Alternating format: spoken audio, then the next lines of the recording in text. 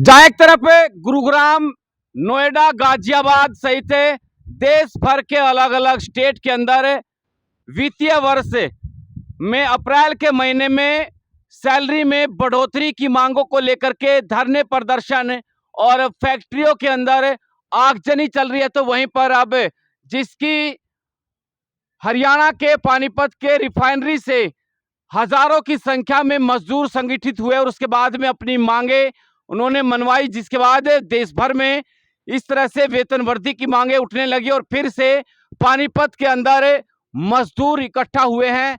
और मजदूरों का ये कहना है कि अप्रैल के महीने में किसी को 20 रुपए सैलरी बढ़ोतरी का आश्वासन दिया गया है, तो किसी को 10, किसी को कोई भी सैलरी नहीं बढ़ने का जो है वो आश्वासन मिला है। देखिए कि आज तमाम मजदूर और मजदूर संगठन यहाँ पर पहुंचे हैं।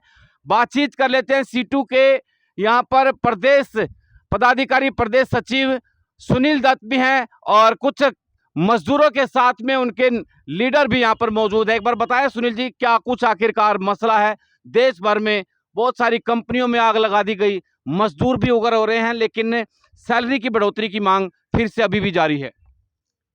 ये जो लड़ाई शुरू हुई है, ये लड़ाई वास्तव में जब से मोदी सरकार ने 1 अप्रैल से 4 लेबर कोड जो मजदूरों के अधिकारों को, हड़ताल के अधिकार को, वेतन वृद्धि के अधिकार को, सब श्रम कानूनों को खत्म करते हैं, उस 4 काले कानूनों के लागू करने के बाद पूरे देश के अंदर ये मजदूर सड़कों पे, और शुरुआत भी पानीपत की रिफाइनरी से हुई थी।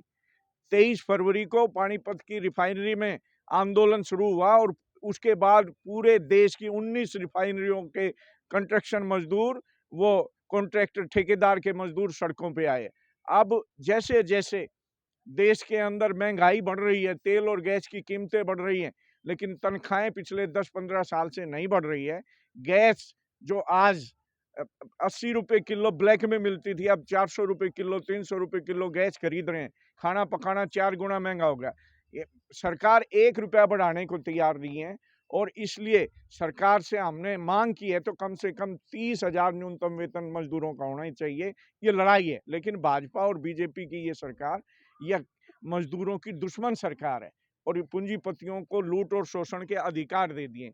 इसलिए अब अलग अलग जगह, पूरे देश के अलग अलग जगह में भूख की जो ये लड़ाई है, पेट की लड़ाई है मजदूर की, उनकी जिंदगी जीना मुश्किल हो गया, रोटी पूरा करना मुश्किल है, इसलिए सड़कों पे हैं।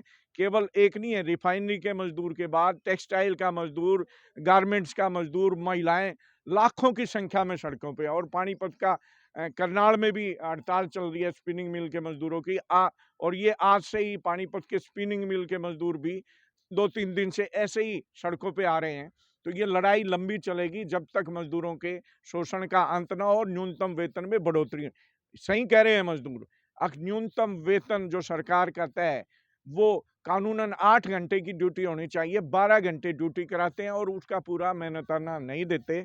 आज जो दिहाड़ी का, जो खुली दिहाड़ी करने वाला मजदूर है, वो कम से कम 700 रुपये लेता है और जो फैक्ट्री में मजदूर काम करते हैं उनको 12 घंटे में 500 कुछ रुपए मिलते हैं।